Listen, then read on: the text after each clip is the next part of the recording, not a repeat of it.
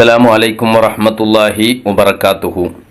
മഹാനായ ഇബ്രാഹിമുവിന് അദ്ദേഹം റളിയല്ലാഹുവിനോട് ഒരാൾ വന്ന് ചോദിച്ചു, ഈ ബറക്കത്ത് എന്ന് പറഞ്ഞാൽ എന്താണ്, അതെങ്ങനെ മനസ്സിലാവുക? അപ്പോൾ ഇബ്രാഹിമുവിന് അദ്ദേഹം ചോദിച്ചു, അറഅയ്തൽ കിലാബ വൽ അഗ്നാം, നീ ആടുകളെയും പട്ടികളെയും കണ്ടിട്ടുണ്ടോ എന്ന് ചോദിച്ചു. അദ്ദേഹം പറഞ്ഞു, കണ്ടിട്ടുണ്ടല്ലോ. അപ്പോൾ അടുത്ത ചോദ്യം, അയ്യുഹും തൻജുബു അക്സർ, നായകളാണോ അല്ലെങ്കിൽ പട്ടികളാണോ ആടുകളാണോ കൂടുതൽ പ്രസവിക്കുന്നത് എന്ന് ചോദിച്ചു. അപ്പോൾ അദ്ദേഹം പറഞ്ഞു, അൽ കിലാബു തൻജുബു ഇലാ സബ്അ, പട്ടി ഒറ്റ പ്രസവത്തിൽ തന്നെ 7ഓളം കുഞ്ഞുങ്ങളെ പ്രസവിക്കാറുണ്ട്.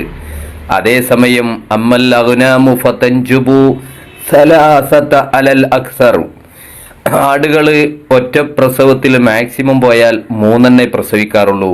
അപ്പോൾ പ്രസവിക്കുന്നത് കൂടുതലും പട്ടികളാണ് കൂടുതൽ പ്രസവം നടത്തുന്നത്. എന്നാൽ ഇബ്രാഹിം അദ്ദേഹം ചോദിച്ചു, ലൗ നളർത ഹൗലക അയ്യുഹുമാ അക്സർ, എന്നാൽ ഇനി നീ ഒന്ന് നിന്റെ ചുറ്റുപാടിലേക്കൊന്ന് കണ്ണോടിച്ചു നോക്കൂ. ഇപ്പോൾ ലോകത്ത് നിലവിലുള്ളതിൽ ആടുകളാണോ കൂടുതലുള്ളത് അതല്ല പട്ടികളാണോ കൂടുതലുള്ളത്? കൂടുതൽ പ്രസവിക്കുന്നത് പട്ടികളാണ്, ആടുകൾ കുറച്ചേ പ്രസവിക്കുന്നുള്ളൂ. അപ്പോൾ അദ്ദേഹം ഇങ്ങനെ ചിന്തിച്ചിട്ട് പറഞ്ഞു, അറൽ അഗ്നാം അക്സർ, കാണുന്നത് മൊത്തം ആടുകളാണല്ലോ. അപ്പോൾ അലൈസത്ത് ഹി അല്ലത്തി തദ്വഹബുൽ ഇക്റാമിൽ ലൈഫി വൽ അളായ വൽ മുനാസബാത്ത്.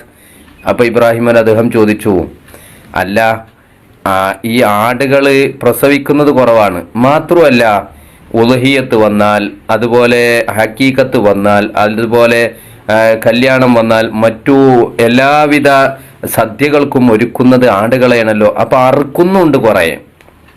അപ്പം അദ്ദേഹം പറഞ്ഞു, അതെ. ഇബ്രാഹിം അദ്ദേഹം പറഞ്ഞു, അതാണോ ബറക്കത്ത്? ഇല്ല, കുറച്ചേ പ്രസവിക്കണുള്ളൂ, കൂടുതൽ അറുക്കുന്നുണ്ട്, എന്നിട്ടും നമ്മൾ കാണുന്നത് കൂടുതൽ ആടുകളെയാണ്. പട്ടികൾ ധാരാളം പ്രസവിച്ചിട്ടും പട്ടികളെ കാണുന്നില്ല, അത് ആടിൽ അള്ളാഹു ബറക്കത്ത് ചെയ്തിട്ടാണ് എന്ന് ചോദിച്ചു. അപ്പം അദ്ദേഹം തിരിച്ചു ചോദിച്ചു, അതെന്താ ആടിൽ അള്ളാഹു ബറക്കത്ത് ചെയ്യാൻ കാരണം? നായകളും ആടുകളും ഒക്കെ ഒരുപോലെ തന്നെയല്ലേ? അപ്പോൾ ഇബ്രാഹിം അദ്ദേഹം റളിയല്ലാഹു പറഞ്ഞൊരു പോയിന്റ് ഉണ്ട്, അതിനു വേണ്ടിയാണ് ഈ കഥ പറയുന്നത്. അതെന്താ അറിയോ? ആടുകളിൽ അള്ളാഹു ബർക്കത്ത് ചെയ്യാൻ കാരണം, അൽ അഗ്നാമു തർകുദു അവ്വലൽ ലൈലി വതഖൂമു ഖബ്ലൽ ഫജ്രി, ആടുകൾ നേരത്തെ ഉറങ്ങുകയും നേരത്തെ സുബഹിന്റെ മുമ്പായിട്ട് ഉണരുകയും ചെയ്യും. ആട്ടിന്റെ കൂടിന്റെ അടുത്ത് പോയി നോക്കിയാൽ അറിയാം, ആട് നേരത്തെ ഉണർന്നിട്ടുണ്ടാകും.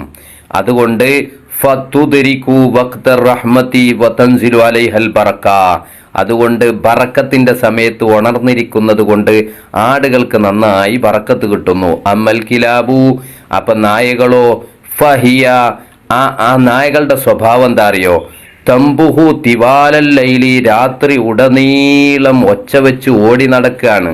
ഫൈദാ ദന വഖ്തൽ ഫജ്രി, സുബഹിന്റെ സമയമായാൽ ഹജസത്ത് വനാമത്ത് എല്ലാം അടങ്ങിയിട്ട് ഉറങ്ങും.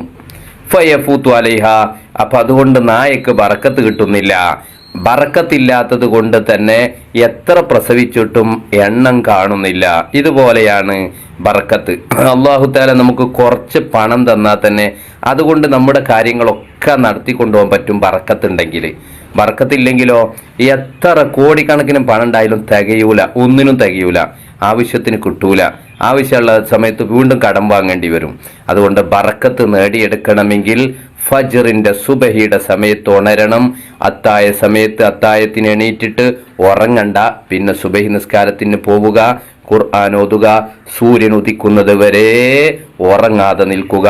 ഗൾഫുകാരോടൊക്കെ പറയാനുള്ളത്, പ്രത്യേകിച്ച് സുബഹിന്റെ നേരത്ത് നമ്മൾ എന്തായാലും ഉറക്കം ഒഴിവാക്കണം. കാരണം നമുക്ക് ഉറക്കില്ല എന്ന, രാത്രി ജോലിയാണ് എന്ന കാരണം കൊണ്ട് സുബഹി സൂര്യൻ ഉദിക്കുന്നത് വരെ എന്തായാലും ഉറങ്ങാതിരിക്കാൻ ശ്രമിക്കുക. അള്ളാഹു നമുക്ക് തൗഫീഖ് നൽകട്ടെ. അസ്സലാമു അലൈക്കും വറഹ്മത്തുള്ളാഹി വബറകാതുഹു. മറ്റുള്ളവരിലേക്കൊക്കെ നിങ്ങൾ ഷെയർ ചെയ്യണം.